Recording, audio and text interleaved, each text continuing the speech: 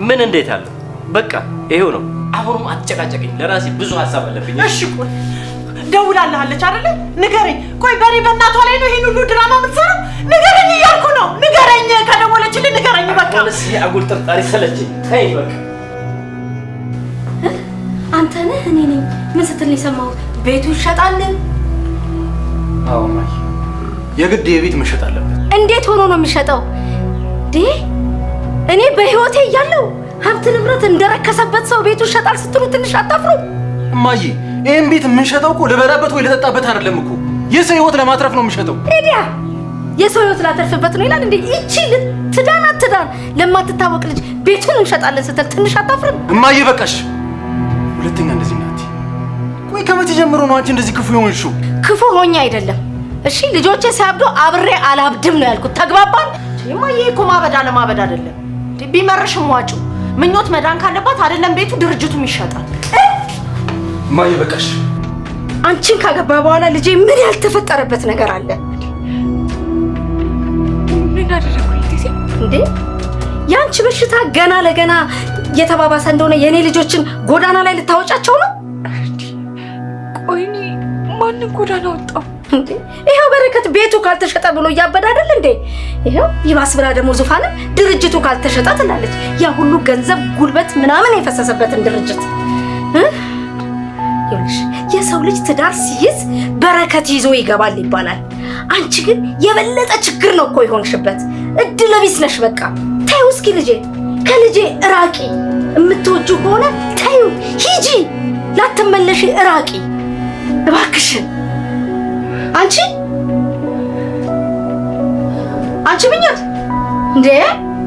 ምኞት አንቺ በረከት ምኞትን ለማዳን የሚቻለውን በሙሉ እያደረገ ነው ያለው ማለት ነው። የምኞት በህመም እንግዲህ ከቀን ወደ ቀን እየተባባሰ ነው የመጣው ማለት ነው። ለዚህ ደግሞ በረከት አሁን ላይ የወሰነው ውሳኔ የበረከትን እናት ክፉኛ አስቆጥቷቸዋል ማለት ነው። ምክንያቱም ምኞትን ለማዳን ምንም ማድረግ ይፈልጋል ማለት ነው። እናትየዋ ደግሞ ይሄንን ነገር ማድረግ አይፈልጉም። ምክንያቱም ለፍተውና ደክመው ያቆዩት ሀብት ንብረት ስለሆነ አሁን ላይ ለምኞት ተብሎ መሸጥ የለበትም ብለው የበረከት እናትና በረከት ትልቅ ችግር ውስጥ ገብተዋል ማለት ነው። ትዳን አትዳን ለማትታወቅ ልጅ ይሄንን ሁሉ ሀብትና ንብረት አውድመህ ጎዳና ልጥለን ነው ወይ እያለች እንግዲህ የበረከት እናት በረከትን ሀሳቡን ለማስቀየርና ሌላ አማራጭ መጠቀም እንዳለበት ስትጠይቀው እሱ ግን አሁን ላይ የታየው አማራጭ አንድና አንድ ብቻ ነው። እሱም ቤቱ መሸጥ አለበት።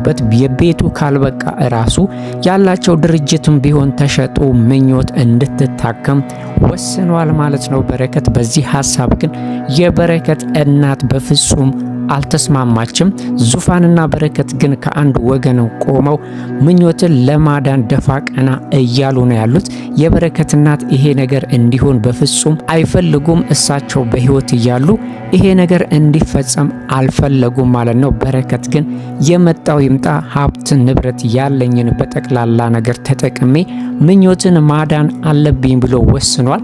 ምኞትም እንግዲህ በተቻላት መጠን በረከትን ሀሳቧን ለማስቀየር ብትሞክርም እሱ ግን በፍጹም ሀሳቡን የሚቀይር ሰው አይደለም ማለት ነው። ምክንያቱም ምኞትን በጣም ይወዳታል። በዛ ላይ ደግሞ ለሱ ብላ የከፈለችው መስዋዕት በቀላል የሚረሳና ችላ የሚባል አይደለም ማለት ነው። ዊልቸር ላይ በነበረ ሰዓት ከብርቱካን ጋር ህይወቷን ችግር ላይ ጥላ ያዳነችውና የክፉ ቀኑ ስለሆነች ዛሬ ላይ ደግሞ እሱ ከጎኗ ቆሞ ህይወቷን ለማዳን ደፋ ቀና እያለ ነው ያለው። የበረከት እናት ግን ይሄ ነገር በፍጹም አልተዋጠላቸውም። የተቻላቸውን በሙሉ እያደረጉ ነው ያሉት በረከት ሀሳቡን እንዲቀይር ማለት ነው። ሌላ አማራጭ መጠቀም ይቻላል ቢሉትም እሱ ግን ያለው አማራጭ ቤቱ መሸጥ ብቻ እንደሆነ ነግሯቸዋል ማለት ነው። የበረከት እናት በተቻላቸው መጠን ቤቱ እንዳይሸጥ እየጣሩ ነው ያሉት። ምኞትንም እንግዲህ ክፉኛ ስለተናገሯትና ባንቺ ምክንያት ቤተሰቡ በጠቅላላ ጎዳና ላይ ሊወጣ ነው ብሎ ሲሏት እንግዲህ ራሷን ስታለች። በዚህ ሰዓት በጣም ደንግጠው ነበረ። ምክንያቱም በሳቸው ምክንያት ምኞት ትልቅ ችግር ውስጥ ከገባች ምናልባትም በረከት እስከ መጨረሻው ድረስ ሊቀየማቸው ይችላል ማለት ነው። ለዚህም ነው እንግዲህ ምኞት ራሷን ስትስትባቸው ቶሎ ህይወቷንም ለማዳን ሲሯሯጡ የነበረው ማለት ነው። ግን ደግሞ በረከት አንድ ነገር ጠርጥሯል። ዙፋንም ብትሆን ምኞት ያለ ምክንያት ራሷን እንዳልሳተች እና እናትየዋ የሆነ ነገር እንዳደረጓት ጠርጥራ ነበረ ማለት ነው። ግን ደግሞ ምኞት ቤተሰቡ እንዲበጠበጥና የበረከት እናትና ቤተሰቡም እንዳይጣሉ ምንም ነገር እንዳልሆነች ግን ደግሞ ቤቱ መሸጥ እንደሌለበት ሀሳብ እንዲቀየር ብትናገርም ምንም ነገር የተቀየረ ሀሳብ የለም ማለት ነው። በረከት ሁሉንም ነገር ሲያስብበት ነው የቆየው። ምክንያቱም ይሄንን ከማድረግ ውጪ ምኞትን የሚያድናት ነገር የለም ማለት ነው። ይሄ ራሱ ተሸጦ ለሕክምናው ላይበቃ እንደሚችል እየተጠራጠሩ ነው። ይሄ ቤቱ ካልበቃ እንግዲህ ድርጅቱ መሸጡ እንደማይቀር ግልጽ ነው ማለት ነው። ዙፋንም እንግዲህ ውሳኔዋን አሰምታለች ለእናትየዋ።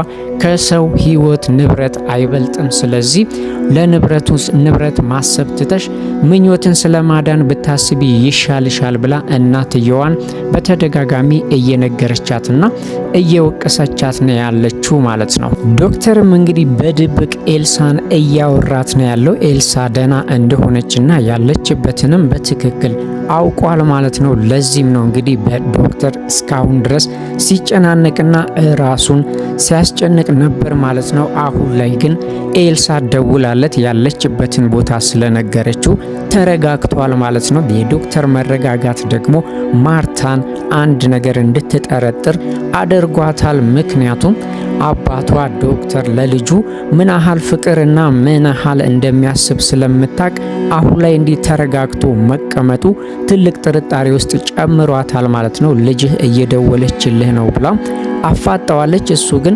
መናገር አልፈለገም። ምክንያቱም ያለችበትን ካወቀች ማርታ ሄዳ ልታመጣትና አስገድዳ ልታመጣት እንደምትችል ስላወቁ ደብቀዋል ማለት ነው። ይሄ ነገር ግን ማርታን ክፉኛ አስቆጥቷትና አስቀይሟታል። ለዚህም ነው እንግዲህ ዶክተርን አደንዝዛው ስልኩን አውጥታ ኤልሳ የት እንዳለች ሰው እንዲያቅላትና እንዲመረምሩላት አድርጋለች። ምናልባትም ያለችበትን ቦታ ካወቀች መልሳ አምጥታ ለምታስበው ሰው ልትድራት ትችላለች ማለት ነው። ዶክተርም ይሄንን ስላሰበ ነበረ ከማርታ ሁሉንም ነገር የደበቀው። እሷ ግን ቀላል ሰው ስላልሆነች በቀላሉ ሸውዳው ስልኩን ወስዳለች ማለት ነው። ዶክተር የሆነ ነገር እንደተፈጠረ ጠርጥሯል። ምክንያቱም ማርታ ያለ ወትሯ ለስላሳና አዛይ መስላ ታይተዋለች። ከውጭም ሲገባ አድርጋ የማታውቀውን ነገር ቡና አፍልታ ነው የጠበቀችው። ያ ነገር ቢያጠራጥረውም ግን ደግሞ ፍጹም ያልጠበቀውን ነገር ነው ያደረገችው ማለት ነው። መድኃኒት ሰጥታዋለች ማለት ነው። መድኃኒቱ በእርግጥ የሚጎዳና ህይወቱን የሚያጠፋ ባይሆንም ስልኩን በቀላሉ ሊሰጣትና የኤልሳን አድራሻ እንደማይነግራት ስለተረዳች በራሷ መንገድ ወስዳለች ማለት ነው። ምናልባት ዶክተር ከደነዘዘበት ወይም ደግሞ ራሱን ከሳተበት ሲነቃ ማርታ የሆነ ነገር እንዳደረገችውና የፈለገችውንም ነገር እንደፈጸመች ካወቀ ምናልባትም ማርታን ሊጎዳት ይችላል። ከዚህ በፊት እንግዲህ እሷን ባለመገሰጹና እንደ ባል እሷን ባለመቆጣቱ ልጁን ልታሳጣው እየሞከረች ነበር ማለት ነው። አሁን ላይ ደግሞ ስልኩን ከስልኩ ውስጥ ወስዳ ልጇ ያለችበትን ቦታ ካወቀች በኋላ አምጥታ ድጋሚ ልታሰቃያት እያሰበች ነው ያለችው ማለት ነው። ማርታ በዚህ ብቻ አላበቃችም። እንግዲህ ዙፋንንም የግድያ ሙከራ በተደጋጋሚ እያደረገችባት ነው ያለችው። ዙፋንም እንግዲህ ማርታ ምን ያህል ጨካኝ እንደሆነች ገብቷታል። ግን ደግሞ የምር እኔ ለመግደል እያሰበች ነው ወይ ብላም ማመን አቅቷታል ማለት ነው። ከአንዴም ሁለት ጊዜ እንግዲህ ግድያ ሙከራ እያደረገችባት ነበረ። ዙፋን ምንም አላጠፋችም፣ በረከትም ቢሆን እንደዛው ነው። ግን ማርታው ላይ እያሰበች ያለችው የራሷን ጥፋት ወደ ጎን ጥላ ልጄ ለመጥፋቷ ምክንያቱ ሌሎች ሰዎች ናቸው፣ ስለዚህ እነሱን እበቀላቸዋለሁ እያለች ለመጉዳት እያሰበች ነው ያለችው። ማርታ ያልተረዳችው ነገር ቢኖር ኤልሳ የጠፋችው በራሷ በእናቷ ጭቅጭቅና ለማታውቀው ሰው ልትድራት እንደሆነ ግን ማመን በፍጹም አልፈለገችም ሰው ላይ። ለዚህም ነው በተደጋጋሚ እንግዲህ ለመበቀልና እነሱን ለመጉዳት እያሰበች ያለችው ማለት ነው። ምናልባትም እንግዲህ ተሳክቶላት የኤልሳን አድራሻ ከታወቀ መልሳ አምጥታ ላሰበችው ሰው ልትደራት ትችላለች ማለት ነው።